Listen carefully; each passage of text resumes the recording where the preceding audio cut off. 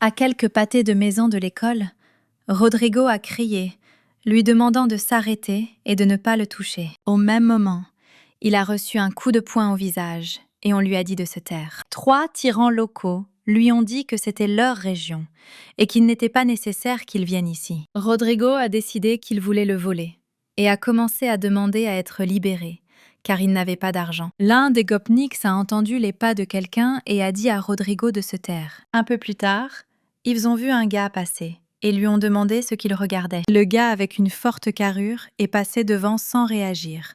On aurait dit qu'il ne les avait même pas entendus. Ensuite, l'un des Gopniks a voulu attirer son attention et a déclaré qu'ils étaient les rois de la région de Los Gatis. Le gars les ignorait toujours. Il commençait à se mettre en colère contre ce qui se passait. Le tyran chauve ne supportait pas que le gars ne réagisse pas du tout.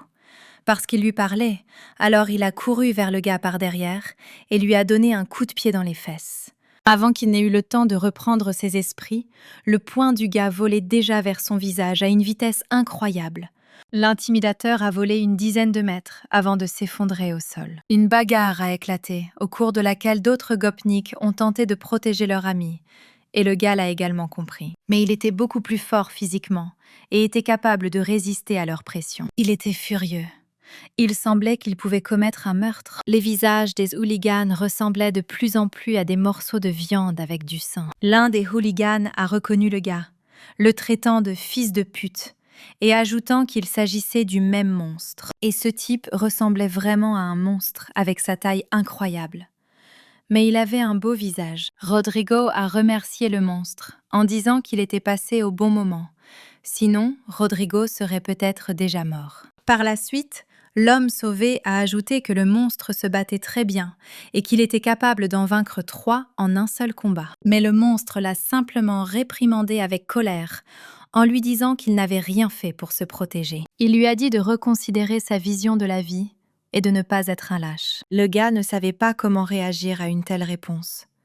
Il était content de ne pas avoir été tué, mais il était aussi offensé. Lorsque l'infirme est arrivé à l'école, ses camarades de classe ont commencé à se demander ce qui lui était arrivé et pourquoi il avait tant de bleu sur le visage. Rodrigo, 17 ans, a expliqué que des voyous l'avaient attaqué et tenté de le voler, mais que tout s'était bien passé. Il avait eu beaucoup de chance. Les camarades de classe Anna, Neira et Emma ont été tellement surprises que Rodrigo a dit que tout s'était bien passé, car son visage disait le contraire. Ensuite, ils ont demandé comment Rodrigo avait réussi à s'échapper, ce à quoi il a répondu que leur étrange camarade de classe l'avait aidé. Mais maintenant, il a plus peur de lui que de ses voyous, même s'il est reconnaissant d'avoir été sauvé. Il ressemblait à une bête, pleine de haine et de cruauté. Il m'a traité de lâche, mais tout le monde n'a pas une telle force. Apparemment, c'est pour cela qu'il n'a pas d'amis, a ajouté Rodrigo. Au même moment, le camarade de classe Strange se tenait derrière Rodrigo, s'excusait et voulait demander à aller à sa table d'études. Pour Rodrigo, son apparition était inattendue. Timidement et poliment, il a invité son camarade de classe à passer. Le camarade de classe est allé à son bureau. La journée d'école a commencé. Neira se dit que, comme toujours, le cours venait juste de commencer et que l'étrange camarade de classe dormait déjà. Pendant la récréation, Neira et ses amis ont commencé à discuter avec son camarade de classe du fait qu'il était en retard dans toutes les matières et pourquoi il allait même à l'école s'il ne se souciait pas de tout. Notre camarade de classe se bat tout le temps. Il a l'air dangereux. Toute l'école a peur de lui. Il s'appelle Joël, mais il est connu sous le nom de Monstre. On dirait qu'il ne s'est pas lavé depuis longtemps, a partagé Emma. La meilleure chose que nous puissions faire est de rester loin de lui, a déclaré Neira. À la fin de la journée, on apprit que Neira, Rodrigo et Joël seraient en classe le matin. Cette nouvelle a effrayé Neira et Rodrigo. Leur front couvert de sueur et leur cœur est devenu agité. La peur les a envahis et ils ont crié à plein poumon devant toute l'école. « Que faire ?» demanda Neira à Rodrigo paniqué, auquel il ne put rien répondre, sauf dire de prier. Dans les fantasmes de Neira, s'il reste seul avec le monstre, il le forcera à faire ses devoirs. Puis, il les tuera définitivement. Anna a dit de laisser Joel seul en service, ce à quoi Neira et Rodrigo lui ont objecté qu'ils auraient des ennuis s'ils s'enfuyaient. Emma a suggéré d'effacer le nom de Joël du tableau et de faire le ménage calmement. « Emma, tu es un génie !» crièrent joyeusement Neira et Rodrigo.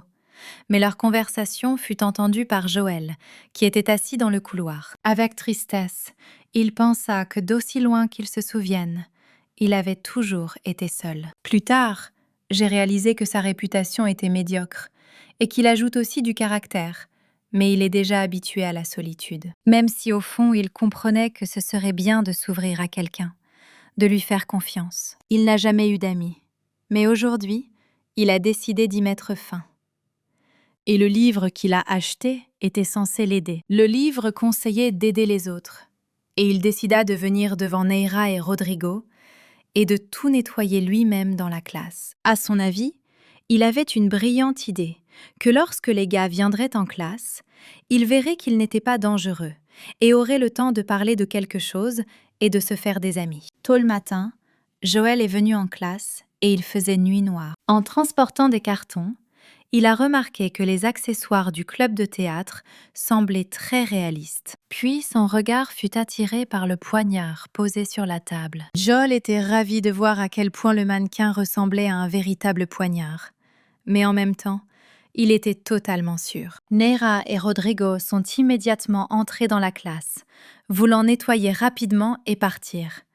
Mais Joël ne les attendait pas si tôt, et s'est souvenu du conseil du livre selon lequel il faut sourire. Tenant le poignard dans ses mains et l'oubliant, il les salua avec un sourire et les invita à entrer dans la salle de classe. Rodrigo et Neira ont eu peur. On commençait à crier qu'ils voulaient juste s'enfuir. On demandait de ne pas les tuer.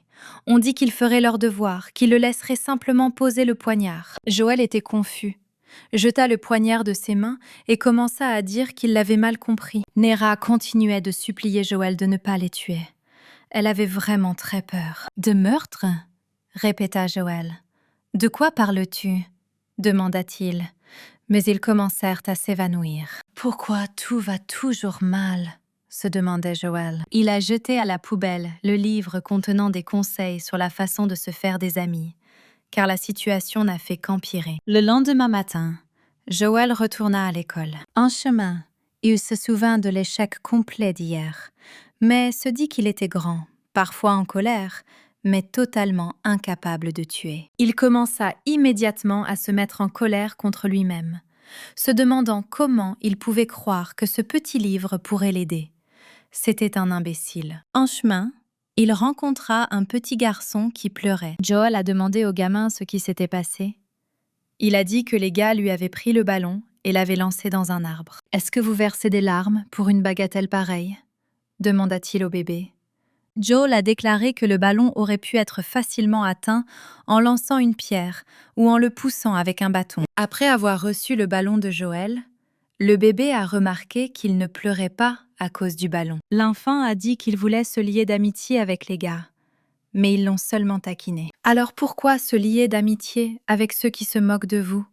demanda Joël au petit perplexe. Joel a admis à l'enfant qu'il ne savait lui-même pas comment se faire des amis, mais qu'il devait être capable de se défendre, car il n'y aurait pas toujours quelqu'un. Joel a conseillé à l'enfant de se battre contre ceux qui l'ont intimidé et de ne jamais abandonner, quoi qu'il arrive. « Merci, mon oncle », dit le gamin, ce à quoi Joël dit en riant qu'il était au lycée. Près de l'école, Rodrigo a appelé Emma et lui a demandé d'attendre.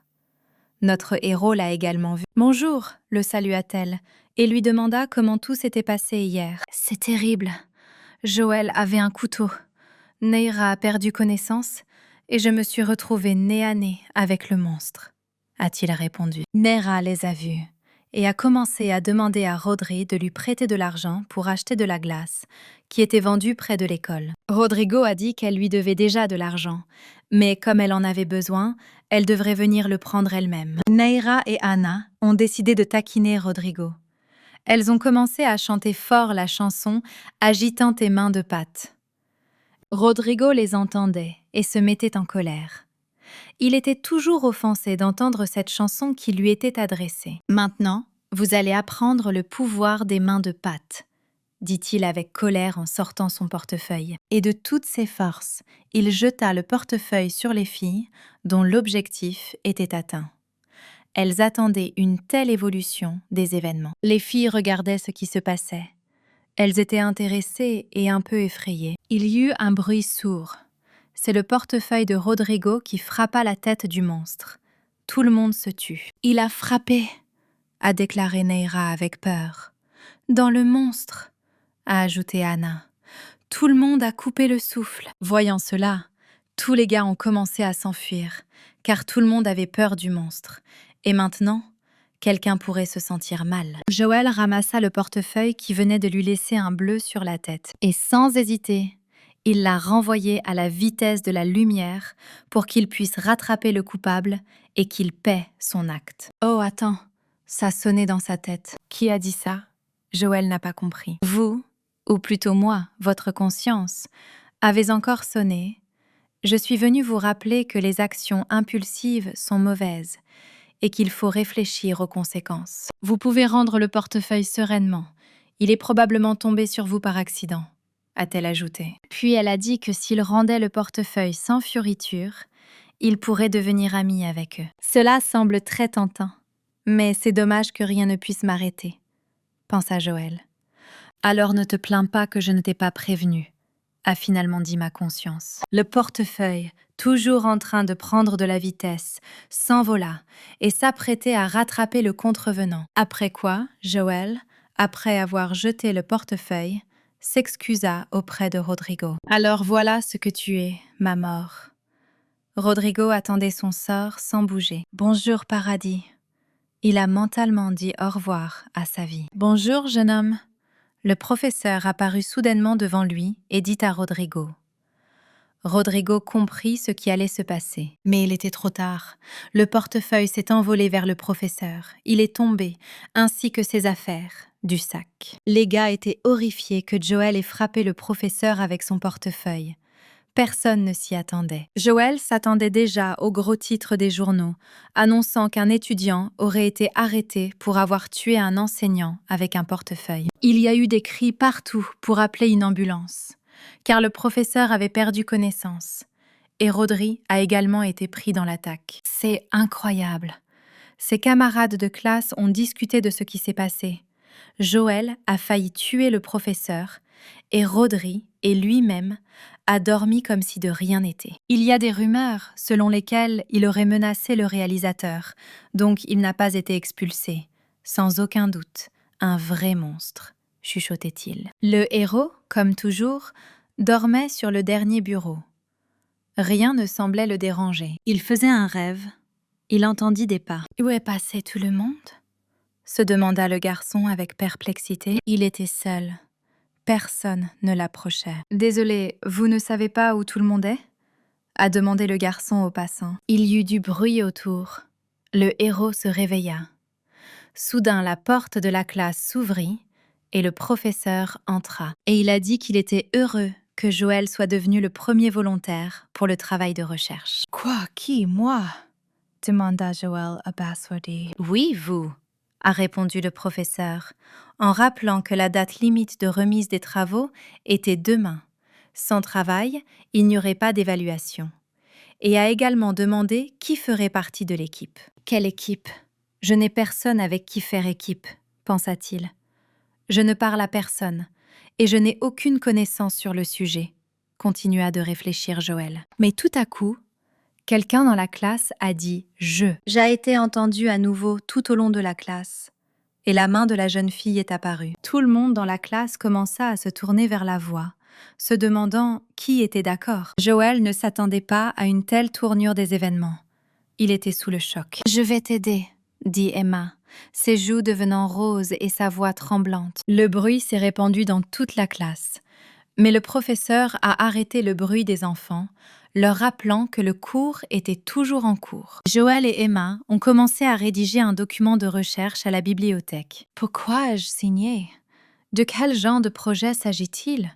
pensa Joël, assis en face d'Emma. Mais elle semblait tout comprendre, pensa-t-il. Il n'était pas habitué à travailler en équipe.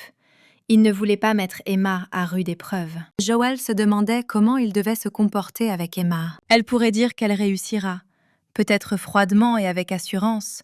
Non, d'une manière ou d'une autre, stupidement, décida-t-il. Ensuite, il pourrait être prévenant et serviable et lui apporter du café ou une couverture, songea Joël. Non, ce n'est pas non plus une option, décida-t-il en colère contre lui-même. Il ne savait pas quoi faire. Arrêtez! Et si c'était un piège, enfant? Ils adoraient se moquer de moi, se surprit Joël à réfléchir. Et si ces deux nains, Rodrigo et Neira, avaient prévu cela pour se moquer de lui, pensa-t-il? Joël pensait connaître son nom. Emma. Elle se taisait. Il entendit sa voix pour la première fois. Même si elle était assise à côté d'elle, elle était amie avec le trio. Soudain, Emma lui demanda s'il pouvait assumer son rôle. Il se dit mentalement de se comporter normalement. « Oui », répondit-il avec assurance à Emma. « Joel, désolée d'être si directe, dit-elle. Mais tu ferais mieux de ne pas manquer les cours et d'essayer de ne pas t'endormir, continua Emma. Pour éviter les problèmes, a-t-elle expliqué. Tu penses que je n'ai pas essayé? Mais les cours sont tellement ennuyeux, lui demanda-t-il mentalement. Joël et Emma ont tous deux commencé à écrire davantage, même s'ils ne comprenaient pas ce qu'ils faisaient. Un silence gênant s'installa entre eux. Je dois répondre à quelque chose, se demanda-t-il, tellement le silence est ennuyeux. Emma a rompu le silence en lui demandant s'il avait regardé des vidéos drôles récemment. Cette question, l'ai-je déjà entendue? Pensa Joël. Maintenant, je pense que Joël a commencé à montrer quelque chose sur son téléphone. Emma a regardé une vidéo sur son téléphone d'un chat jouant de la batterie. Oui, c'est une vidéo assez drôle, a déclaré Emma en réponse à ce qu'il a montré. Si vous regardez bien, cette vidéo respire la gentillesse, pensa Joël. Puis, il réalisa qu'il n'avait pas tout de suite remarqué à quel point Emma était mignonne. Et à ce moment-là, leurs regards se croisèrent. Joël détourna le regard, maladroit. Puis, il lui a immédiatement demandé s'il était vrai qu'elle s'appelait Emma, et a ajouté qu'il pouvait faire le reste, ce à quoi elle a bien répondu. Ayant terminé leur travail, les deux héros quittèrent l'école. C'était plus de travail que je ne le pensais. C'est bien que nous l'ayons fait avant la fermeture, a dit Joël. Ce à quoi Emma a répondu « Oui, c'est vrai. Au fait, je tiens à te remercier. Sans toi, j'aurais certainement échoué dans ma tâche. » Joël se tourna vers Emma. « Vous ne communiquez du tout avec personne de la classe, » a précisé Emma. « Oui, » Joël a répondu, et a ajouté qu'il avait en quelque sorte peur de commencer à communiquer, et qu'il était déjà habitué à être seul. « Ça doit être très difficile de s'habituer à être seul, surtout si ce n'était pas ton choix, » demanda Emma. Elle a ensuite ajouté que malgré toutes les rumeurs qui circulent à propos de Joël, elle n'y croit pas. Elle a précisé qu'elle ne croyait pas que tout le monde le considère comme une mauvaise personne. Joël devint confus. Leurs regards se croisèrent à nouveau. Ensuite, Neira, Rodrigo et Anna sont soudainement apparus sous terre, avec de la nourriture à la main, et ont déclaré que le gorille Joël ne devait pas bouger. Ils étaient venus pour protéger Emma. Le héros a regardé ses camarades de classe, et ils ont dit qu'il les surveillait très attentivement, a déclaré rapidement Neira. « Partons vite avant qu'il ne sorte un couteau, » ajouta Anna. Mais Emma dit poliment au revoir à Joël. « Emma, comment as-tu eu l'intelligence de rester seule avec lui? Il est dangereux. Pourquoi tu l'aides ?» commença à lui demander Neira. Emma commença à parler pensivement. Elle se souvenait de la façon dont Joël avait aidé le bébé à récupérer le ballon et lui avait parlé gentiment, même s'il ne l'avait pas vu. Elle a été touchée par les paroles de Joël au bébé de ne pas abandonner. À ce moment-là, Joël lui parut gentil, complètement différent de ce qu'on dit de lui. « Il me rappelle quelqu'un, » répondit-elle à Neira. « Tu l'as vu ?» Emma a souri, s'est exclamée Neira. « Et j'ai tout raté ?» a demandé Anna. Emma répondit qu'il n'était pas si rare qu'elle sourie. En rentrant chez lui, avec un sentiment d'aisance, Joël s'est surpris à penser que c'était ainsi que faire ses devoirs. C'est une sensation agréable. On peut s'y habituer, pensa-t-il. Soudain, 3 écoliers sont apparus sur son chemin, qui l'ont traité de monstre et lui ont dit de rester immobile. Hier, des objets ont été volés à des élèves de 2e année, a commencé l'un d'eux, ce à quoi Joël a dit qu'il était désolé, Mais l'élève a dit qu'il savait que c'était Joël qui les avait volés, et ils sont venus le forcer à avouer. « Est-ce une sorte de blague ?» leur a demandé Joël en souriant. À ce moment-là, Emma est apparue à proximité et a dit aux écoliers qu'ils devaient avoir des preuves. « Emma, quand tu es apparue, il a été surpris. » Mais Emma a dit aux gars qu'ils travaillaient ensemble sur un projet jusqu'au soir. Un des écoliers s'est tourné vers Emma. « Vous entendez, c'est un voleur et doit répondre de ce qu'il a fait. Nous avons été ensemble toute la journée. Toutes tes accusations sonnent vides de sens, » résista Emma. « Vous pouvez dire ce que vous voulez, mais tout le monde le blâme, » a poursuivi l'un des étudiants. À ce moment-là, tous les étudiants regardaient ce qui se passait et étaient extrêmement surpris. « Pas du tout, » objecta Emma.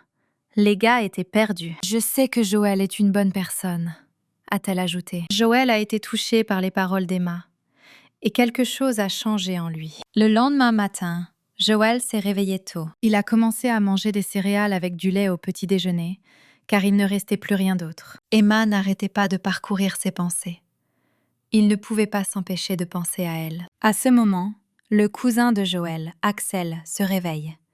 Il avait 25 ans. « Pourquoi fais-tu du bruit si tôt ?» a-t-il demandé à Joël. « Ce qui s'est passé, il est tombé du lit », a-t-il demandé à Joël, et l'a frappé à l'arrière de la tête avec son doigt. « Va te faire foutre, tu as abîmé tes cheveux », a dit Joël, ce à quoi Axel lui a demandé en plaisantant quand ce peigne était devenu jetable. « Tu es un peu étrange », remarqua Axel. « Tu es normal. Je ne veux juste pas être en retard à l'école, » objecta Joël. « Vraiment, » continua Axel. « Tu es tombé amoureux, n'est-ce pas ?» demanda Axel en riant, si évident et si distrait qu'il pensa. « Disparaître dans le brouillard, » grommela Joël. « On peut difficilement manger des céréales avec une fourchette, » plaisantait Axel. « Non, j'ai juste meilleur goût de cette façon. » Joël était confus. « Tu te souviens qu'à la maternelle, tu aimais une fille ? Tu te comportais exactement de la même manière, » remarqua Axel. « Oui, je pars. Ferme déjà la porte, » grommela Joël en quittant la maison. « Axel est un imbécile. Je n'aime personne, et je n'ai pas la tête dans les nuages. Il fait jour comme jour, même s'il semble un peu frais aujourd'hui, » pensa Joël sur le chemin de l'école. Soudain, on entendit à proximité « Oh mon Dieu, c'est un pervers, inculte !» Et tout le monde le regardait. « Pourquoi me regardent-ils tous ? Je ne vais pas les frapper ?» pensa Joël. Les enfants se sont mis à rire et à le filmer, et les adultes ont continué à râler. « Oh mon Dieu !» Joël était confus et a remarqué qu'il avait oublié quelque chose. Il voyait que pendant tout ce temps, il marchait dans la rue en slip. Axel avait raison.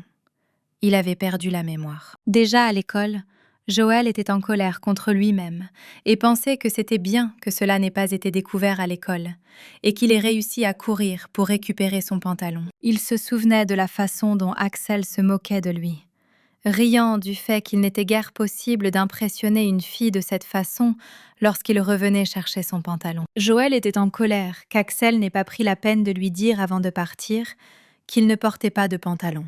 « Mais ça peut arriver à n'importe qui, je suis un peu distrait. Mais ce n'est pas parce que j'aime Emma, » pensa-t-il. « Je lui suis simplement reconnaissant pour sa bonne attitude, » continua-t-il à penser. Et à ce moment-là, il entendit des pas à proximité. « Bonjour, Joël » le salua Emma. « Bonjour à toi aussi, maman » répondit-il, très embarrassé, sentant la tension. « Oh, je voulais dire, Emma, on dirait que j'ai oublié ton nom. Il semble plus chaud aujourd'hui que d'habitude, » commença-t-il à parler précipitamment. Puis, je me suis surpris à me demander pourquoi il était si nerveux et disait des bêtises. « Bonjour, mesdames » s'est exclamé Rodrigo. « Apparemment, ils m'ont pris pour un étudiant de première année et m'ont remis un tas de livrets. » Encore une fois, Anna, Neira et Emma lui ont demandé. Elles ont trouvé ça drôle, car ce n'était pas la première fois. « Laisse-moi jeter un œil », dit Anna en prenant le livret des mains de Rodrigo. « Théâtre, football. Oh, tu peux imaginer Rodri dans le club de boxe, » taquina Neira. « Il ne tiendra pas un jour, » Anna la soutenait. « Rodri, ça ne ferait pas de mal que tu fasses du sport, » a plaisanté Neira. « Tais-toi, je vais aux échecs, et c'est aussi un sport, » lui a répondu Rodrigo. « D'accord, ont dit Anna et Neira en riant. Joël Mora continuera à lire. Joël. Joël a fait écho dans toute la classe. Oui, je suis là, je suis venu.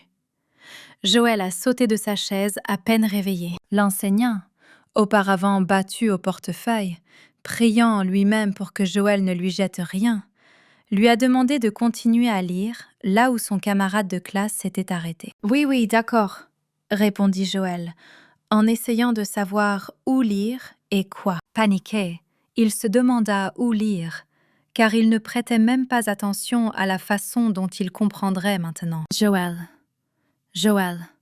Emma l'a appelé. Page 58, paragraphe 2. Lui murmura-t-elle doucement. Mais Joël n'entendait rien.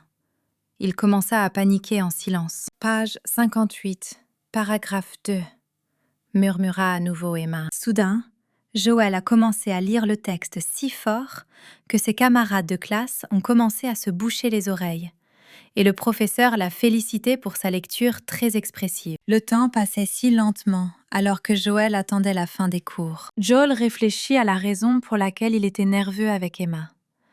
Il ne pouvait pas dire qu'il l'aimait bien, car il ne pouvait pas tomber amoureux d'elle à cause de son attitude gentille, car il n'avait jamais été traité comme ça auparavant. Il pensait qu'ils deviendraient peut-être amis. Mais comment pourrait-il lui parler s'il était constamment nerveux? Attends, il entendit une voix à côté de lui. C'était la voix d'Emma. Joël a levé les yeux et a vu le jus. « C'est ton préféré, n'est-ce pas ?» a-t-elle demandé. « Qu'est-ce que tu fais ici? Je pensais que tu étais partie il y a longtemps, » dit Joël.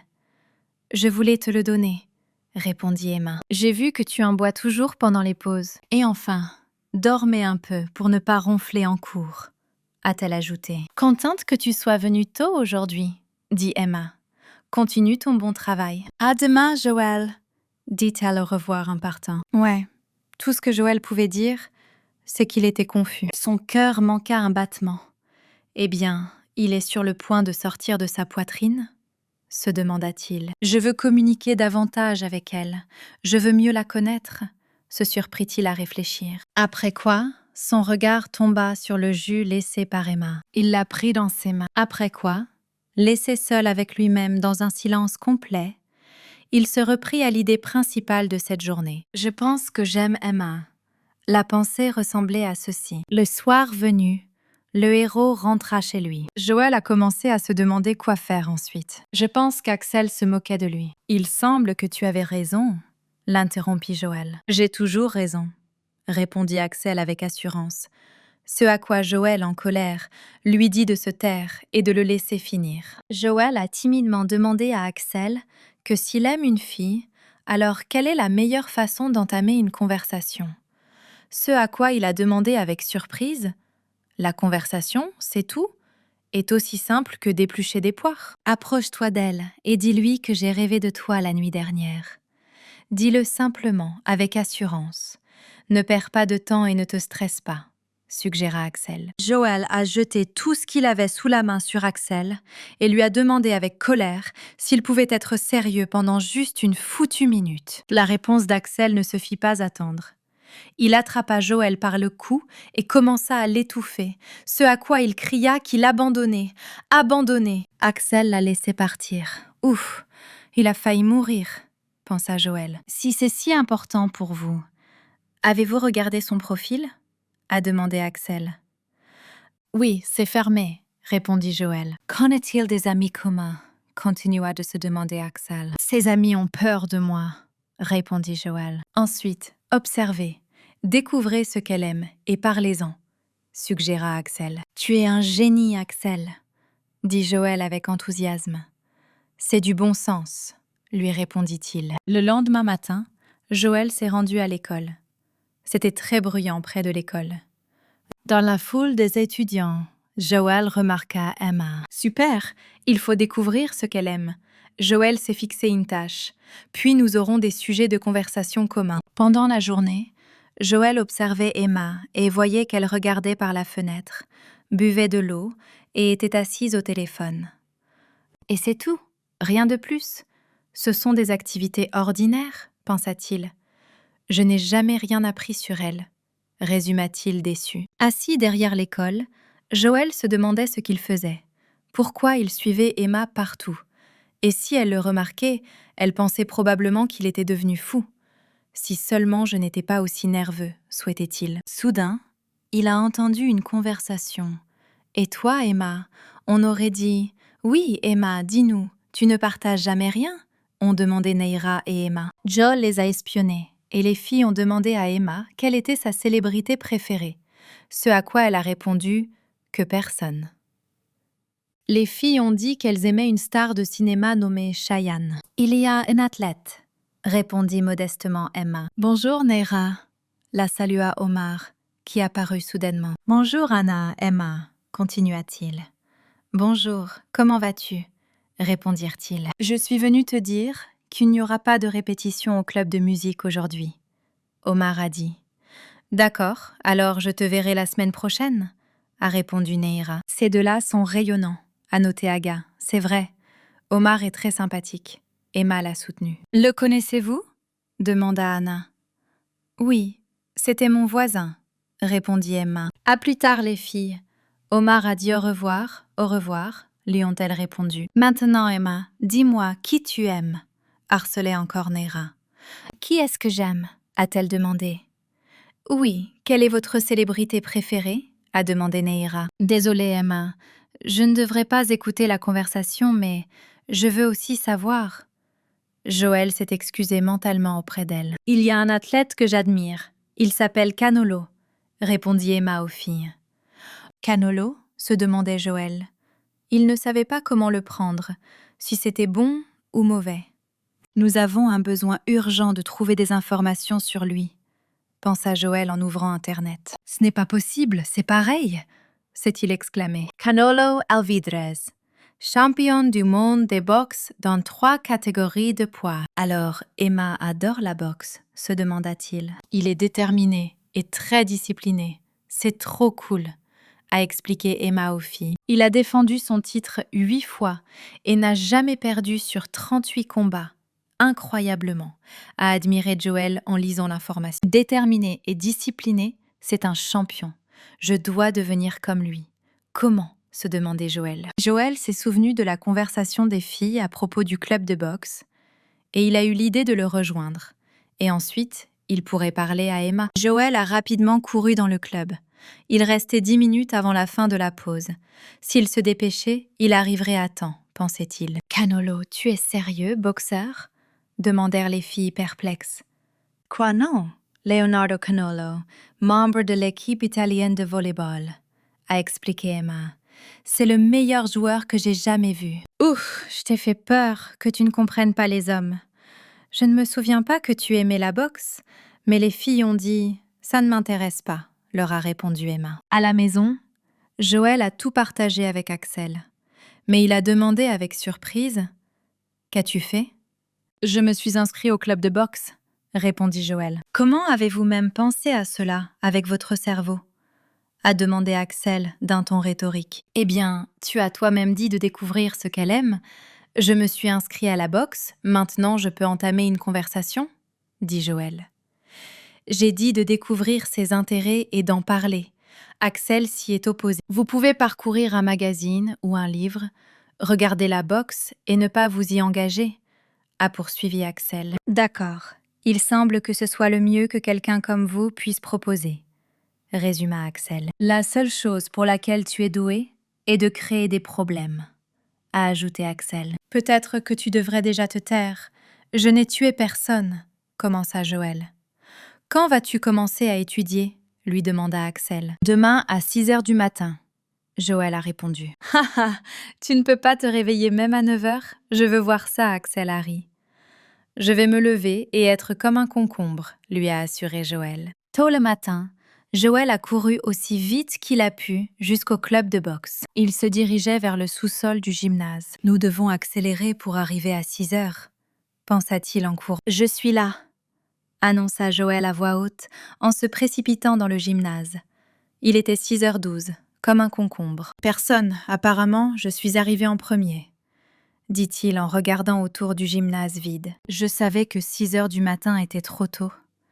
Mes yeux se fermaient avec l'envie de dormir, pensa Joël. « Vous êtes en retard, » entendit-on derrière le héros. Non, tu étais en retard, pensa-t-il avec colère, se retournant et voyant 2 personnes. Pendant que nous vous attendions, un des membres du club a sursauté et a soudainement bondi haut. Nous avons couru 50 tours autour du terrain de football. Ensuite, l'homme a atterri de manière épique. Sa bonne préparation physique était visible. « Je m'appelle Mario Mares et je serai votre entraîneur », a déclaré le sauteur. Qu'est-ce qui ne va pas chez lui? Une sorte de mutant. Comment se fait-il qu'il n'ait pas percé le plafond avec sa tête? Pensa Joël avec horreur dans sa tête. 10 tours, coach, dit le 2e membre du club. Je n'étais pas là quand tu es venu t'inscrire, a-t-il poursuivi en se tournant vers Joël. Je m'appelle Marco et je suis aussi membre du club, a-t-il ajouté. Et pour le reste, en regardant autour de lui, Joël a demandé « Toi et moi sommes les seuls participants ?» lui a répondu Marco. « Et personne d'autre. Ce n'est pas important. L'essentiel est qu'il y ait vous, ceux dans le jeune cœur desquels brûle la flamme du zèle et du dévouement, » a rétorqué l'entraîneur. « Votre nom est Joël Mora, c'est vrai ?» se demanda Marco, en enroulant des bandages autour de ses poings. « Donc tu es ce même monstre, d'une manière ou d'une autre, pas effrayant ?» demanda encore Marco. « Va te faire foutre », lui dit Joël. Soudain, il y eut un claquement de main dans le dos de Joël. C'est bien que Joël ait décidé de se lancer dans la boxe, malgré le fait qu'il ait 25 ans, a dit l'entraîneur en tapotant toujours fort Joël dans le dos. J'ai 17 ans, s'y opposa-t-il et grimaça de douleur. Dis-moi, Joël, pourquoi as-tu décidé de devenir lutteur? A demandé l'entraîneur. Un lutteur, n'est-ce pas un club de boxe? Agitant les poings et tout ça? Demanda Joël perplexe. Un lutteur est un boxeur, répondit l'entraîneur. Oui, je sais, je faisais juste une mauvaise blague, a déclaré Joël. Bon, alors donne-moi les gants. J'ai déjà combattu, ce n'est pas si difficile, dit Joël en riant. Tu n'es pas encore prêt à mettre des gants de boxe, répondit le coach. Ça ne marche pas comme ça. La boxe, c'est pas un combat de rue, soutenait Marco. Avant de commencer l'entraînement, il faut une base. Commençons par l'entraînement physique et l'apprentissage des règles de la boxe, a expliqué l'entraîneur. Cela prendra une éternité. Je n'ai pas beaucoup de temps, pensa Joël. Mais Emma aime les hommes disciplinés et déterminés, songea-t-il. Eh bien, par où commencer? A demandé Joël à l'entraîneur. Suis-moi, dit-il. Je suis seul. Et Marco? Demanda Joël. Marco a une excellente formation. Il peut s'entraîner tout seul, lui a répondu l'entraîneur. Eh bien, mon garçon, je ferai de toi un athlète, dit l'entraîneur. Où est ton t-shirt? Se demanda Joël. Pompe, l'entraîneur a confié la tâche et Joël a commencé à l'exécuter. Presse, l'entraîneur a changé la tâche. Le héros a fait de son mieux. En courant 20 tours, l'entraîneur a continué à charger Joël. Petit à petit, cela a commencé à devenir difficile. « C'est tout pour aujourd'hui », dit le coach à la fin du cours. « On t'attend demain à 6 heures du matin. Ne sois pas en retard, je n'en peux plus. Je suis mort », pensa Joël, allongé sur le sol. Herbe. Le lendemain, Joël était aussi somnolent qu'il pouvait l'être. En rentrant de l'école, il sentait tout son corps lui faire mal. Chaque pas était une torture. Il s'avouait qu'il faisait de son mieux pour ne pas dormir en classe, mais qu'il était très fatigué. Après avoir observé, Joël a remarqué que les amis d'Emma ne la quittaient pas une minute, et de ce fait, il ne pouvait pas lui dire qu'il était devenu boxeur. Mais après un certain temps, il voyait toujours Emma seule. Il devait agir. Il décida que c'était sa chance. Et il pouvait déjà imaginer dans sa tête à quel point elle était ravie d'apprendre qu'il était devenu boxeur. Joël a essayé de la rattraper, mais il n'y est pas parvenu. Ses jambes ne lui obéissaient pas. « Attention, une situation d'urgence !» Il forçait son cerveau à réfléchir. Son corps était à bout de souffle, mais maintenant, la tâche principale était d'atteindre la fille. Son cerveau envoyait une impulsion de préparation aux bras et aux jambes de Joël. « Nous allons le faire. Je suis fière de vous tous. » Il a marché. C'était dur, mais il a marché. Par amour. La cible est découverte. La route est construite, pensa le cerveau de Joël. Il ne voyait qu'elle. celle pour laquelle il était prêt à tout. Allons-y, c'est notre dernière chance. Le héros s'est précipité de toutes ses forces, même si c'était difficile. La jambe gauche de Joël toussait modestement. Elle était blessée et ne pouvait pas supporter une telle charge. « Désolée, monsieur, mes réserves sont épuisées », s'excusa-t-elle auprès de Joël. « Il faut le faire, n'abandonnez pas. » Le cerveau commandait à la jambe. « Je suis désolée qu'à cause de moi, nous n'ayons pas atteint l'objectif. » Ma jambe s'est excusée. Les larmes ont coulé. « Au revoir, les gars. J'étais content de travailler avec vous, » dit la jambe. « Jambe gauche, attends !» cria son cerveau. Mais soudain, Joël entendit un craquement dans sa jambe gauche. Ignorant la douleur, il continua à courir. Mais comme sa jambe ne lui obéissait pas, il tomba. Les gens autour s'étonnèrent et coururent à son secours. « Oh, ma cheville !» dit-il en s'accroupissant et en examinant sa jambe. Elle était enflée. Il était difficile de marcher. « Comme tout me fait mal, j'ai encore foiré », pensa Joël. Et tous les écoliers autour se contentèrent de rire et de passer devant. « Bon sang, où est passée Emma ?» demanda Rodrigo en lissant les cheveux de sa tête. Joël se tourna vers lui. Il devint curieux. Alors il la cherchait aussi. C'était une excellente occasion de lui remettre la lettre. Rodrigo allait lui avouer son amour. « Nous étions enfin seuls », dit Rodrigo à voix haute, et Joël l'entendit. « Une lettre d'amour pour Emma ?» demanda furieusement Joël en lui-même. Rodrigo se retourna. Il sentit quelqu'un le regarder avec un regard méchant. Et il remarqua Joël à proximité. Le héros avait vraiment l'air désemparé. Un regard glacial et flippant. Leurs regards se croisèrent. « Le monstre !» cria Rodrigo, tenant la lettre à la main et pensant que s'il se figeait, alors peut-être que Joël ne le remarquerait pas. Mais presque immédiatement, il a dit « Je suppose que je vais y aller. » Et il s'est enfui loin de Joël. « Aimez-vous vraiment Emma ?» se demanda Joël. Ses pensées le rendaient dur. Tard dans la soirée, Joël rentra chez lui. Il buvait du soda, mangeait de la glace, des chips et des crackers, et ne nettoyait pas les déchets et les miettes. Allongé sur le canapé, il pensait que la situation prenait une mauvaise tournure. On ne sait pas comment Emma réagira. Peut-être qu'elle aime aussi Rodrigo, même si ce n'est pas le cas. Donc Rodrigo aime Emma et allait lui avouer. Mais je ne peux pas lui dire un mot, raisonna Joël. Je suis à la maison, dit Axel en ouvrant la porte d'entrée. L'entraînement était si terrible. Et quel gâchis quand on réussissait à se transformer en cochon, a-t-il demandé à Joël. J'ai eu une journée horrible, et ce n'était pas l'entraînement. A commencé l'histoire de Joël. Je ressemble à un gilet pour la morve d'adolescent, l'interrompit Axel. Et en général, ou dormir ailleurs, j'ai un jeu maintenant, continua Axel. Mais c'est mon lit, idiot, lui répondit Joël. Le lendemain matin, les camarades de classe de Joël l'ont retrouvé à l'école. Je n'ai aucune idée de ce qui ne va pas avec le monstre. C'est comme ça depuis environ 10 minutes. Ils en ont discuté. Personne n'ose s'approcher des escaliers. Peut-être attend-il qu'on lui donne un coup de pied magique au cul. Les discussions se sont poursuivies. L'entraînement d'aujourd'hui a été plus dur qu'hier. Je me sens comme une épave et j'ai mal à la cheville, pensa Joël. Lentement mais néanmoins, il monta les escaliers. Puis il s'est retourné et a effrayé ses camarades de classe. Ils ont crié de peur. « C'est vrai, cours, cours !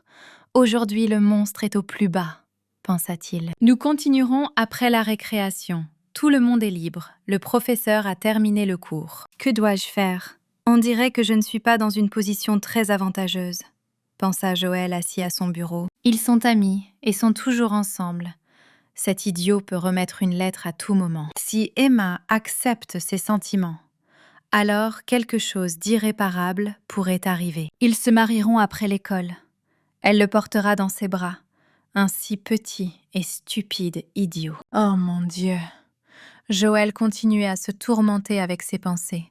Il ne pouvait pas permettre que cela se produise. Et puis, ils auront des enfants terribles. Et alors même l'amitié ne brillera plus pour moi, pensa-t-il déçu. « Assez, Joël, tu fais trop d'efforts, pensa-t-il soudain. Il faut qu'il aille acheter Chukito. Joël sortit de la salle de classe, déjà vide. À ce moment-là, Rodrigo est venu là-bas, Il voulait s'assurer qu'Emma retrouverait la lettre la prochaine fois qu'elle s'assiera à la table du bureau. Super, je vais le laisser ici pour qu'Emma le remarque, tenant la lettre à la main, décida Rodrigo. Je partirai avant que quiconque me voie, en laissant une lettre sur le bureau. Rodrigo disparaît. Peut-être qu'il pourrait se débarrasser de la lettre avant qu'Emma ne la lise, pensa Joël en avalant Chukito. Même si c'est trop, je dois la voir, continua de penser Joël. Puis le héros s'étrangla. C'était la même lettre.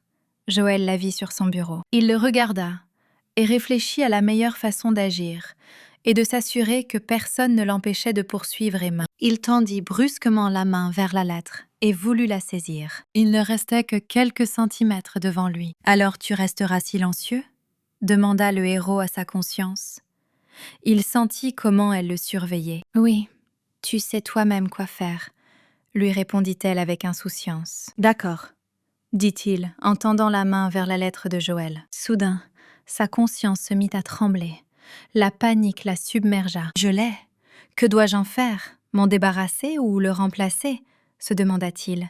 « Dieu, non », pensa sa conscience avec agacement. À ce moment-là, Omar et ses amis passaient par la fenêtre. Omar vit la lettre entre les mains de Joël. « Tu veux l'avouer à quelqu'un? N'aie pas peur, elle ne refusera certainement pas. » Omar soutint Joël, à qui il demanda confusément « Quoi ?» En s'éloignant de la fenêtre, les amis d'Omar ont commencé à lui demander s'il était devenu fou, s'il commençait à parler aux monstres, car il était très dangereux. Omar a été surpris. « Je n'allais pas l'admettre, mais ça fait du bien de se sentir soutenu. »« C'est bien », se surprit Joël à réfléchir après les paroles d'Omar. « Eh bien, voyons voir », pensa Joël en décidant d'ouvrir la lettre. Et il commença à tendre les mains vers lui, pour tenter de l'ouvrir et de voir ce qu'il y avait à l'intérieur. C'était terriblement intéressant. Il ne parvenait pas à se surmonter. Cela semblait mauvais, mais il ne pouvait pas permettre que sa relation échoue. Mais Joël a continué à tendre la main vers la lettre, en regardant la lettre à laquelle il pensait. Je pensais que je ne pouvais pas agir aussi méchamment, parce que quelqu'un avait mis ses sentiments sincères dans cette lettre. C'est mal de jouer avec de telles choses. Écrire une confession est bien plus courageux que de la lire, s'arrêta Joël. Je ne m'immiscerai pas dans leurs affaires personnelles, décida-t-il finalement et reposa la lettre. D'ailleurs, il est adressé à Emma et elle seule doit le lire, a-t-il conclu. Joël, entendit-il soudain derrière lui. C'était Emma. Elle le vit poser la lettre sur sa table. C'est bien sûr la situation, pensa le héros. Comment s'en sortir maintenant? Et il s'est retourné, tenant une lettre à la main. « Qu'est-ce que tu fais ?» a-t-elle demandé. Joël était confus. « Et comment pouvez-vous trouver des excuses dans une telle situation? Que quoi que vous disiez ne se passera pas comme vous le souhaitiez. C'était terriblement gênant. »« Oh, je passais juste par là, » dit-il soudain. Qu'y avait-il d'autre à dire? « Oh non, elle se rapproche, » pensa-t-il avec enthousiasme. Il a un besoin urgent de trouver quelque chose, de l'aide. Il s'est tourné vers sa conscience, mais elle a répondu qu'elle ne l'avait pas aidé à mentir. Elle était posée sur ton bureau et le vent l'a presque emportée, et j'ai réussi à l'attraper, dit soudain Joël en montrant la lettre à Emma. Et voilà, il a remis la lettre à Emma. Ils échangèrent un regard et Joël remit la lettre. Son cœur battait plus vite. Il avait envie de tomber sous terre. Mais lorsque leurs mains se touchèrent, il savait déjà qu'il ne voulait pas que quelqu'un d'autre que lui avoue son amour à Emma. Ils ressentaient tous les deux une force d'attraction invisible. Ils voulaient y céder. « Joël, puis-je te poser une question ?» lui demanda Emma. « Oui, bien sûr », répondit-il. Mais sa conscience paniqua. Ils comprirent qu'Emma pensait que c'était lui qui avait écrit la lettre. Il n'y avait pas d'autres options. « Rodrigo a écrit cette lettre pour avouer ses sentiments ?» a-t-elle demandé. « Quoi, elle sait qu'il a écrit ça ?» se demanda Joël avec perplexité. « Même s'il n'a pas la maturité nécessaire pour le donner en personne, et je voulais lui demander, » continua Emma. En lui-même, Joël continuait de paniquer. Et si elle jurait et décidait que je voulais le lire? « Pensez-vous que c'est bien de faire cela ?» lui posa la question Emma. Le silence tomba entre eux. Ils se levèrent et se regardèrent. « De quoi tu parles ?» demanda-t-il soudain à Emma, brisant le silence du public. La confession est très personnelle. Est-il juste de la transmettre par un intermédiaire? Répéta Emma sa question. On dirait qu'il ne nous déteste pas. Il y a encore de l'espoir, pensa-t-il. Je pense que si vous avez des sentiments pour une autre personne, vous devez le dire directement, a commencé Joël. Peut-être que vous ne voulez pas que les étrangers soient au courant et que vous soyez inquiets, mais quand même, a poursuivi Joël. Pour le bien de vos sentiments, pour le bien d'une personne spéciale pour vous, vous devez rassembler tout votre courage dans un point et remettre la lettre personnellement et ne la laisser nulle part. Mais soudain, il réfléchit à ce qu'il avait dit. « Oh, désolé, j'ai commencé à parler. Je ne pense pas que l'action de Rodrigo était mauvaise, mais moi-même j'aurais agi différemment, a dit Joël. Ne t'inquiète pas trop, j'ai juste demandé, a dit Emma. Et je suis du même avis, je pense que ça vaut le coup de retourner la lettre de Rodri, a-t-elle poursuivi. Attends, tu devrais peut-être le lire. Rodrigo a probablement fait beaucoup d'efforts pour l'écrire. Joël a arrêté Emma. Pourquoi devrais-je le lire? A-t-elle demandé. Et son visage s'est rempli de couleurs. Bon, puisqu'il l'a posé sur ta table, ça veut dire que c'est pour toi, dit Joël. Non, non, ce n'est pas comme ça, lui objecta Emma. Il veut donc se confesser à Anna. Mais il est trop nerveux pour le lui dire en personne et m'a demandé de l'aide, a expliqué Emma. Rodrigo et moi sommes amis. Rien ne peut arriver entre nous, a-t-elle ajouté. Chérie, Joël a pensé à Emma. Il a regardé son gentil sourire et son cœur s'est réchauffé. Arrête, Emma et moi sommes seuls maintenant, se surprit-il à réfléchir. Et tout à l'heure je lui parlais, c'est peut-être le bon moment pour lui dire, pensa-t-il. Emma, je voulais te le dire, commença Joël, et son cœur se mit à battre si vite qu'il était prêt à bondir. Pas de panique, ressaisissez-vous, c'est maintenant ou jamais, se rassura-t-il mentalement. Puis il fit un pas en avant vers Emma. Il sentit qu'il avait besoin d'être plus proche maintenant. Et il s'est retrouvé tout près d'elle. Ils se sont regardés. On aurait dit que c'était le moment. Il fallait faire le dernier pas en avant. Et c'est tout. Bon sang, trop près, pensa-t-il. Peut-être qu'il a tout gâché. Ses pensées le hantaient, mais il n'y avait nulle part où reculer. Il vit Emma détendre ses lèvres et ouvrir légèrement la bouche. Et elle n'a pas l'air effrayée, pensa Joël en regardant Emma dans les yeux. Emma, moi, commença-t-il soudain. Il voulait prononcer ces mots précieux, lui dire tout ce qu'il pensait et ressentait. Mais que se passe-t-il ici? A crié Neira en se précipitant dans la salle de classe. Et quel genre d'atmosphère y a-t-il ici? Anna l'a soutenue. Oh, les filles! Je pensais que vous étiez dans la salle à manger, dit maladroitement Emma. Elle ne voulait clairement pas rencontrer ses amis maintenant. Et elle a caché la lettre derrière son dos, dans l'espoir que personne ne la voie. Joël ne comprenait pas pourquoi elle faisait ça. Emma le regarda alors secrètement. Elle veut que je lui prenne la lettre, pensa Joël. Emma le regarda à nouveau, et Joël prit tranquillement la lettre pour lui, la cachant derrière son dos. À ce moment-là, Neira et Anna ont commencé à pousser Emma hors de la classe pour parler. En se séparant, Emma et Joël échangèrent un regard. Il semblait qu'ils venaient de comprendre tout ce qu'ils voulaient se dire. Ils ne voulaient pas se séparer. Joël ne comprenait pas quoi faire ensuite avec la lettre. Où la mettre? Peut-être la retourner? Dans la rue, une conversation a eu lieu entre les filles, dans laquelle elles ont demandé à Emma de ne pas être près du monstre. Emma ne comprenait pas pourquoi elle le pensait, et elles ont expliqué qu'elles ne savaient pas de quoi il était capable, et leur ont conseillé de rester loin de lui. Soudain, quelque chose se serait produit s'il n'était pas venu, a déclaré Neira. Puis, Anna les a interrompus, en disant qu'elle voulait partager quelque chose avec eux. Tout le monde a compris qu'il s'agirait des gars. Après quoi, elle a dit qu'elle avait trouvé le nouvel amour de sa vie. Les filles ont eu la réaction habituelle à ces paroles pour la 4e fois en un mois. Vous ne pouvez même pas imaginer.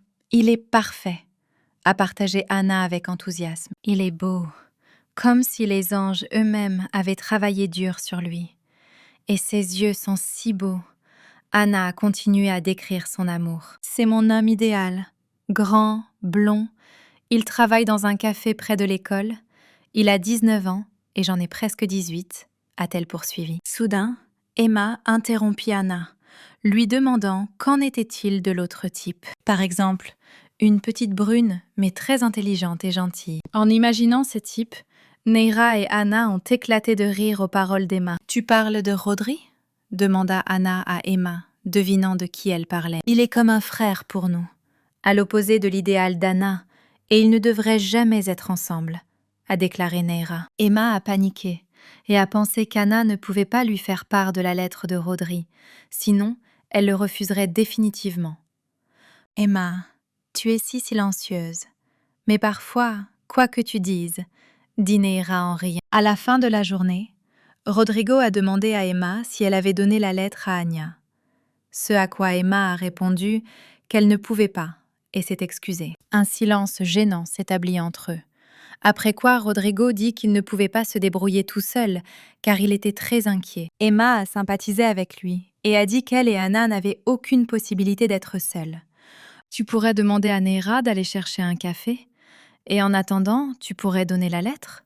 suggéra Rodrigo. En réponse, Emma a déclaré qu'elle croyait vraiment que les aveux étaient très personnels, et elle a suggéré que Rodrigo remette lui-même la lettre, pour qu'il n'y ait pas de malentendu. « Peut-être que tu as raison », pensa tristement Rodrigo. « Je suis un lâche », a-t-il demandé à Emma, car il n'avait pas la force de tout faire lui-même. « Avouer mes sentiments est le moins que je puisse faire pour Anna », décida finalement Rodrigo. « D'accord, donne-moi la lettre, je vais me ressaisir et te la donner », dit-il à Emma. Rodrigo commença à chercher la lettre, mais Emma dit que Joel avait la lettre. « Quoi, Joel l'a-t-il?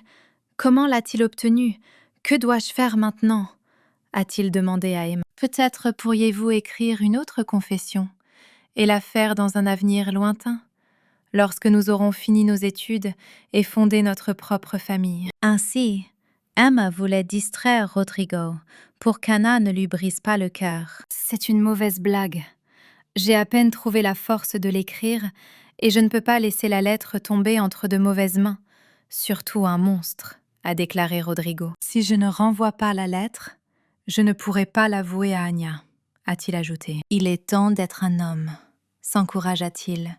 Mais Emma l'arrêta, disant que peut-être Joël était déjà parti. À ce moment-là, Joël tenait la lettre dans ses mains et ne savait pas quoi en faire, car il ne rencontrait jamais Emma après les cours. « C'est bien que ce ne soit pas pour Emma, » pensa-t-il. Mais Joël ne comprenait pas laquelle des filles était Anna, à qui la lettre était écrite. « Aujourd'hui, j'ai parlé à Emma, et je lui ai presque parlé du club. Je suis tellement heureux, » pensa Joël. Soudain, Rodrigo apparut devant lui et déclara qu'il était venu le combattre pour ce qui lui appartenait. « Même si je n'ai jamais combattu, je suis prêt à me battre, même si je ne sais pas comment, » a-t-il poursuivi. « Eh bien, si tu le veux tellement, alors ça ne me dérange pas de m'amuser, » répondit Joël en riant. Les gars se faisaient face. La cravate de Rodrigo lui tombait des mains de peur. Pour le héros, ce n'était qu'une blague. Il ne percevait pas l'enfant comme un adversaire. « Adieu, ma courte vie heureuse, » dit Rodrigo avant le combat. Il comprit qu'il avait peu de chance contre le monstre. « Veux-tu apprendre à te battre ?» dit soudain Joël. « J'ai une solide expérience des combats. Je peux vous donner quelques conseils en matière de self-défense. Bien sûr, il n'y a pas de quoi être fier, mais au moins, il y a un certain avantage à cacher la lettre, » a déclaré Joël. « Premièrement, la position est tout simplement terrible. Avancez une jambe pour ne pas perdre l'équilibre, » a enseigné Rodrigo Joël. « Vous tenez bien vos mains. Vous avez juste besoin de plus de confiance, comme l'a dit l'entraîneur au gars. » Ainsi, Joël a démontré une position de combat pour Rodrigo. Il était immédiatement clair qu'il savait de quoi il parlait. Voyant cela, Emma décida que les gars se battaient et leur demanda d'arrêter le combat. « Je ne pensais pas, Rodrigo, que tu irais chercher Joël. Comment savais-tu qu'il était là ?» lui demanda-t-elle. « C'est simple. J'ai tout de suite décidé ce que je ferais, » répondit Rodrigo. « Je savais que s'il ne partait pas, il serait assis ici, car toute l'école savait que c'était le repère du monstre. Je pensais que c'était juste un endroit calme, mais je ne savais pas que c'était à cause de moi que c'était calme, » pensa Joël. « Mais maintenant, cela n'a pas d'importance, parce que je suis venu chercher la lettre, » dit Rodrigo.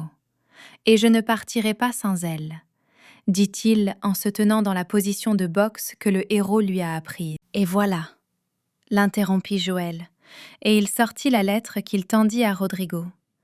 Il ne s'attendait pas à ce que ce soit si simple. Quand Emma me parlait de la lettre, ses amis sont soudainement arrivés, et je l'ai cachée chez moi pour que personne ne la voie, a déclaré Joël. Je pensais que tu l'avais pris à Emma de force. Désolé, et merci, dit Rodrigo. Le pauvre, il a l'air très stressé, pensa Joël à Rodrigo. Je me sentais mieux quand Omar me soutenait. Peut-être que maintenant c'était mon tour, continuait de penser Joël. Vous verrez, elle acceptera certainement vos sentiments. Joël a joyeusement dit des mots de soutien. Tu es petite et maigre, c'est mignon.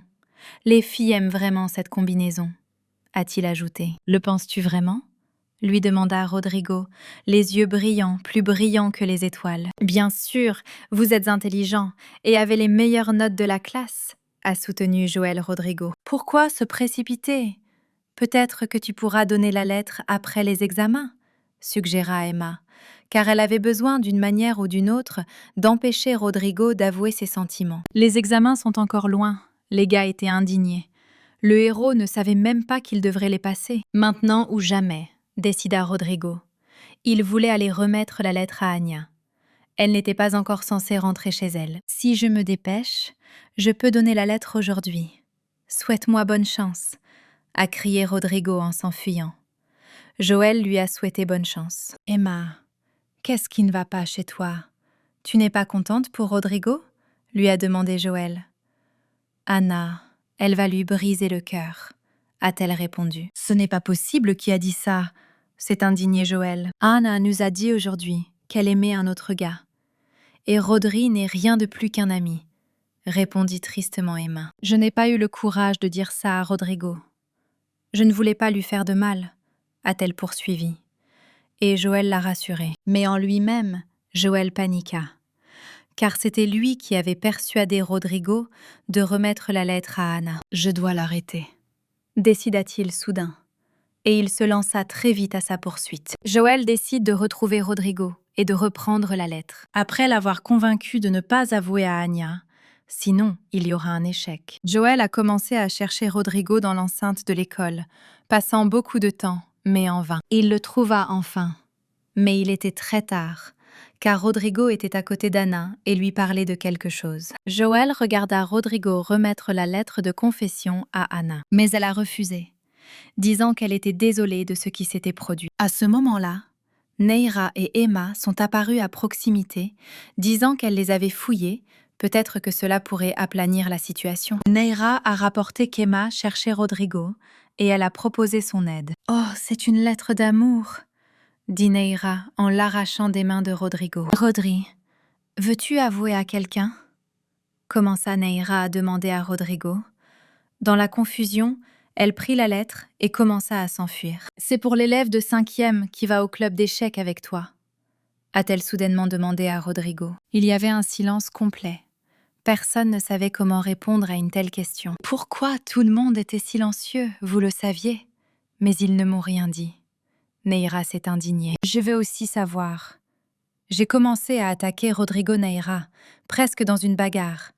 Je voulais savoir à qui il avait adressé cette lettre. Soudain, la lettre disparut des mains de Neira, et une main d'homme l'emporta. Elle se retourna et vit que l'objet avait été pris par Joël, le même monstre qu'elle détestait. « Que fait-il ici ?» a demandé Neira. Son cri pouvait être entendu dans toute la rue. « Cette lettre n'est pas la vôtre », lui dit Joël en réponse. Il était très calme, à tel point que cela en devenait effrayant. Le héros passa son bras autour des épaules de Rodrigo et l'appela avec lui. De l'extérieur, il semblait qu'ils se connaissaient depuis de nombreuses années. Ils échangèrent des regards avec Emma. Elle était excitée, inquiète pour Rodrigo. Joël la rassurait, précisant que tout allait bien, qu'il ferait face à cette situation et que Rodrigo reprendrait ses esprits. Ensuite, Il a suggéré à Rodrigo de ne pas retenir ses émotions et de parler de ce qui s'était passé. Dans le hall, des coups sur le punching ball se faisaient entendre sans arrêt. L'entraîneur l'a remarqué et a dit à Marco que l'entraînement était terminé depuis longtemps et qu'il serait en retard en cours. Mais Marco n'a pas arrêté de battre le punching ball. L'entraîneur a remarqué que quelque chose dérangeait Marco et lui a demandé ce qui s'était passé. « Coach, je n'ai jamais contesté vos décisions auparavant, mais je dois te parler de Joël, » lui dit Marco. Parler de Joël. Il y avait une lueur malsaine dans ses yeux. Il préparait quelque chose. Assis à l'école, Joël se demandait quand il s'habituerait enfin à l'entraînement. Il ne sentait plus du tout ses jambes. Parce qu'il était en retard, il devait courir 6 kilomètres ou plus. S'il avait su que la punition serait si sévère, il aurait passé la nuit dans le sous-sol du club, pensait-il. À ce moment-là, quelque chose lui frappa la tête. Un mot. « Je me demande de qui ça peut venir », s'étonne Joël. À ce moment, Rodrigo regarda Joël et lui sourit amicalement. « Pourquoi toutes sortes d'objets volent toujours vers moi ? Je suis content que cette fois ce ne soit pas un portefeuille », s'est indigné Joël. Rodrigo pointe du doigt à Joël. Mais Joël a pensé qu'il s'agissait du message de Neira et le lui a donné. « Non, c'est pour toi », Rodrigo fit signe à Joël. Pour moi, Joël a été surpris par la surprise et il arracha brusquement des mains de Neira le billet qu'elle s'apprêtait à ouvrir. « Pourquoi me prend-il tout ?» pensa Neira. « Merci beaucoup pour hier. Grâce à toi, je me suis sentie mieux.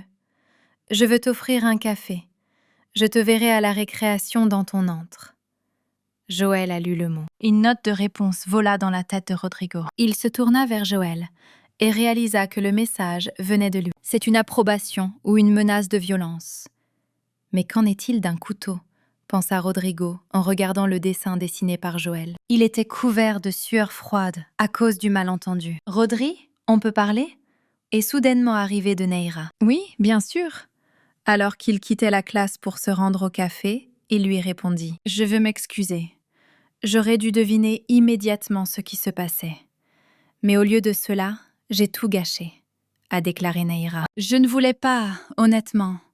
Oui, je suis un peu stupide, mais néanmoins, nous sommes amis. J'aurais dû remarquer ton attitude envers Anya. »« Pardonne-moi, Rodri, » dit Neira. « Tu n'as rien à t'excuser, » lui répondit-il. « Ce n'est pas de ta faute. Ne t'inquiète pas. Je vais déjà bien, » a-t-il conclu. « Peut-être que tu peux déjeuner avec nous ?» a demandé Neira. « Désolée, une autre fois. » Rodrigo s'est excusé. « D'accord. N'oublie pas que tu peux nous rejoindre quand tu veux, » dit Neira. « Oui, merci Neira, tu es très gentille, » répondit Rodrigo. Rodrigo et Joël sont sortis de la classe, et à ce moment-là, Anna et Emma se sont approchées de Neira. « Les gâteaux de la cafétéria sont très savoureux, » a déclaré Rodrigo, assis avec Joël dans son antre près de l'école. « Je ne les ai jamais essayés auparavant. Ma mère me prépare habituellement des dîners et je n'achète rien, mais ils sont divins, » a continué Rodrigo à exprimer sa joie. « Joël, pourquoi tu te tais? Tu n'aimes pas ça ?» Rodrigo se tourna vers lui. « Non, j'aime beaucoup ça. Je n'ai juste pas l'habitude de dîner en compagnie, » lui répondit Joël. « Rodrigo, je suis désolée de t'avoir poussé à avouer tes sentiments sans connaître toute la situation, » s'est excusé Joël. « Ne vous excusez pas. Je savais que je serais rejetée, même si j'espérais le meilleur, » a-t-il répondu. « J'aimerais continuer à être une bonne amie pour Anna, mais j'ai peur que ce soit gênant pour elle, » a ajouté Rodrigo. « Comment allez-vous » a demandé Joël Rodrigo. Il était sincèrement intéressé. « Donc, je ne peux pas m'empêcher de penser que j'ai ruiné notre amitié, » a répondu Rodrigo. « Mais je ne pouvais plus cacher mes sentiments. Ils m'ont submergée et j'ai pris un risque, en espérant que tout se passerait bien et que notre amitié n'en souffrirait pas. Mon Dieu, je suis tellement idiot, » ai-je avoué à Rodrigo. « On ne peut pas laisser ça comme ça, c'est très difficile de trouver des amis, » dit Joël, la bouche pleine de nourriture. « Se faire de nouveaux amis n'est pas difficile, » rétorqua Rodrigo. « C'est l'une des choses les plus simples. Lorsque j'ai rejoint le club d'échecs, je me suis immédiatement lié d'amitié avec tout le monde. Et je me fais immédiatement des amis dans les jeux en ligne. Il est difficile d'entretenir l'amitié, » a-t-il ajouté. « À l'heure actuelle, elle a peu de valeur. Les gens communiquent avec vous si vous êtes utile. Soudain, Joël dit qu'il avait commis une erreur, qu'il se sentait coupable devant Rodrigo. « Tu n'es pas un lâche. Je suis désolé de t'appeler ainsi, » dit-il à Rodrigo. « Pas de problème. » Rodrigo a tendu la main de l'amitié, et ils se sont donné des coups de poing en signe qu'ils s'étaient pardonné leurs insultes et leurs incompréhensions. « Et Marco, as-tu entendu ce qu'ils disent à propos de ton club et du monstre ?» ont demandé ses camarades de classe. « Oui, j'ai entendu quelque chose, » répondit Marco. « Et ça te dérange ?»« Non, c'est impossible. Alors on ne rejoindra pas le club. C'est un pur suicide, » disait-il. « N'ayez pas peur. Je ne laisserai pas le monstre vous toucher, » rassura Marco à ses camarades de classe. « Marco, ne t'offense pas. Tu es bon au combat. Mais que peut faire un si beau boxeur contre un monstre ?» lui ont demandé ses camarades de classe. « Beau boxeur » se répétait Marco. Cela le mettait en colère. « Merci pour l'invitation à la soirée, mais non », répondit Marco à ses camarades de classe. « Ne vous inquiétez pas. Après l'obtention de votre diplôme, vous pourrez oublier le club une fois pour toutes, » lui dirent les camarades de classe de Marco en partant. Pendant l'entraînement, Marco a demandé à l'entraîneur d'expulser Joël du club. Et il en a été surpris. « Marco, tu sais, je t'apprécie vraiment. Tu es comme un fils pour moi.